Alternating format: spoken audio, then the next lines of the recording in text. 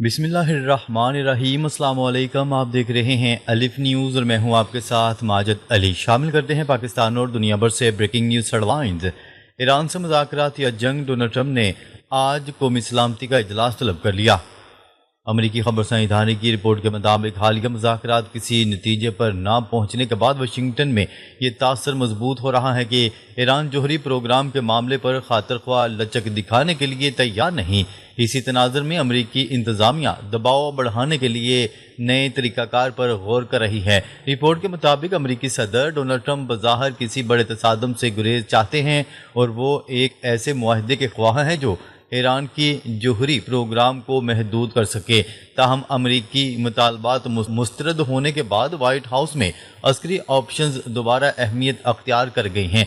अमरीकी मीडिया का कहना है कि इजलास में नायब सदर जेडी वेंस, खसूसी मंदूब स्टीव विटकोफ, वज़ीर ख़ारजा मार्को रूबियो और वज़ीर जंग पीट हेग्ज़िथ, CIA के सरबरा और chairman joint chief of staff Dan Caine शिरकत करने का इम्कान है।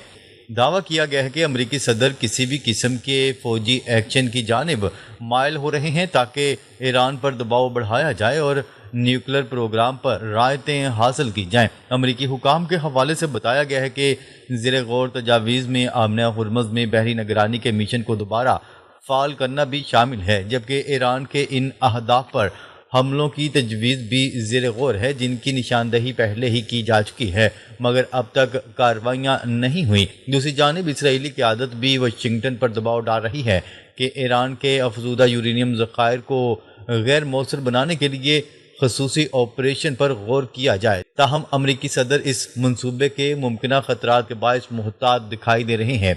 रिपोर्ट में यह भी कहा गया है कि ईरान से मुतल्लिक अमरीकी फैसलों पर सदर डोनाल्ड ट्रंप के मुतवक्का दौरा चीन के मुमकिन असरात को भी अहम समझा जा रहा है, क्योंकि वाशिंगटन खित्ते में किसी बड़े बहरान से पहले आलमी सफारती तवाज़ुन को मद्देनज़र रखना चाहते हैं। खबर के अगले हिस्से में बात करते हैं अमरीकी बहरिया की जोहरी मिसाइलों से लैस आबदोज जबराल्टर पहुंच गई। अमरीकी महकमा दिफा पेंटागन ने ऐलान किया है कि अमरीकी बहरिया की जोहरी मिसाइलों से लैस एक आबदोज जबराल्टर पहुंच चुकी है। ये आबदोज अमरीका के इंतहाई खुफिया फौजी असासों में शुमार होती है। अमरीकी बहरिया ने अपने बयान में कहा है कि जबराल्टर पहुंचने वाली आबदोज ओहायो क्लास बैलिस्टिक मिसाइल आबदोज है, जिसे बूमर भी कहा जाता है। ये स्टेल्थ प्लेटफॉर्म जोहरी वारहेड ले जाने वाले बैलिस्टिक मिसाइल दागने की सलाहियत रखती है। बहरिया के मुताबिक ये दौरा अमरीका की सलाहियत और नेटो इत्तेहादियों के साथ मुसलसल वाबस्तगी का मुजाहिरा है। बयान में मजीद कहा गया है कि ओहायो क्लास आबदोजें समंदर से दागे जाने वाले बैलिस्टिक मिसाइलों के लिए इंतहाई नाकाबिल शिनाख्त लॉन्च प्लेटफॉर्म हैं, जो अमरीकी जोहरी दफाई निज़ाम के सबसे महफूज हिस्से की नुमाइंदगी करती है। अमरीकी अखबार के मुताबिक अमरीका आमतौर पर अपनी इन आबदोजों की लोकेशन जाहिर नहीं करता, ताहम इस बार जबराल्टर में इसकी मौजूदगी का ऐलान किया गया है। ये ऐलान एक ऐसे वक्त पर सामने आया जब अमरीकी सदर डोनाल्ड ट्रंप ने ईरान की ताज़ा जंगबंदी तजवीज़ को एतवार के रोज़ मुकम्मल तौर पर नाकाबिल कबूल करार देते हुए मुस्तरद कर दिया था। खबर के अगले हिस्से में बात करते हैं अमरीकी सदर का रद्द-ए-अमल कोई अहमियत नहीं रखता, ईरान ने खबरदार कर दिया।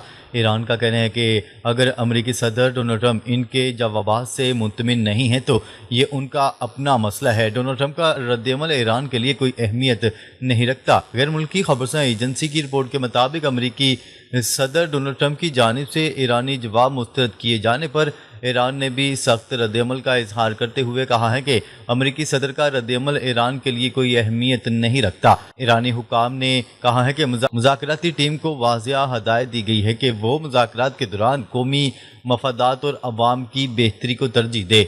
हुकाम का कहना है कि तेहरान अपने मौक़िफ़ पर कायम है और किसी दबाव में आकर फैसले नहीं करेगा। वाज़ेह है कि इससे कबल अमरीकी सदर डोनाल्ड ट्रंप ने अपने सोशल मीडिया बयान में कहा था कि उन्होंने ईरान के नाम नहाद नुमाइंदों का जवाब पढ़ा है जो इन्हें बिल्कुल पसंद नहीं आया और वो मुकम्मल तौर पर नाकाबिल कबूल है।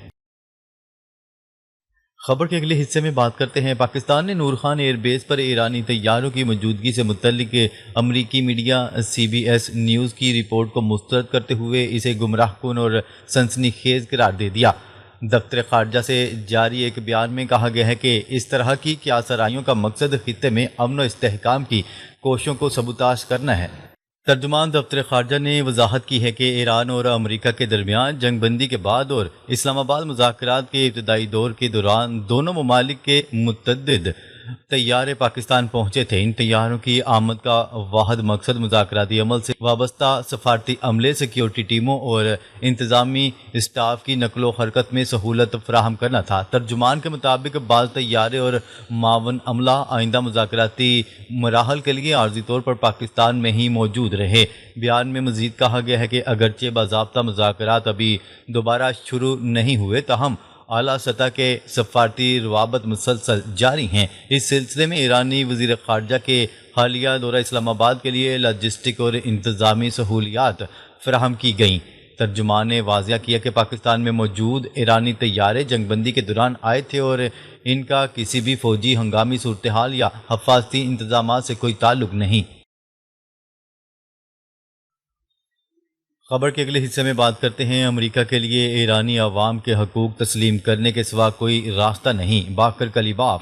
انہوں نے social media platform X پر اپنے ایک بیان میں کہا کہ 14 نکاتی تجویز میں بیان کردہ ایرانی عوام کے حقوق کو تسلیم کرنے کے علاوہ کوئی دوسرا متبادل موجود نہیں ہے۔ کلیباف نے مزید کہا کہ اس کے علاوہ اختیار کی جانے والی کوئی بھی حکمت عملی مکمل طور پر بے نتیجہ ہوگی اور اس کا حاصل مسلسل ایک کے بعد ایک ناکامی کے سوا کچھ نہیں ہوگا۔ انہوں نے یہ بھی کہا کہ امریکہ جتنی زیادہ تاخیر کرے گا، اتنی ہی اس کی قیمت امریکی ٹیکس دہندگان کو ادا کرنا پڑے گی۔ اس سے قبل ایرانی پارلیمان کے اسپیکر محمد باقر کلیباف نے کہا تھا کہ ایران ہر طرح کی صورتحال کے لیے تیار ہے۔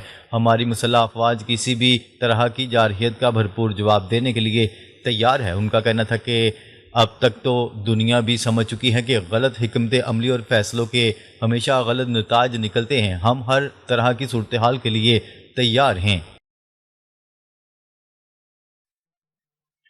خبر کے اگلے حصے میں بات کرتے ہیں۔ امریکہ اور اسرائیل کی ایران کے خلاف جنگ کے دوران متحدہ عرب امارات نے خفیہ طور پر ایران پر حملے کیے، وال اسٹریٹ جرنل نے دعویٰ کر دیا۔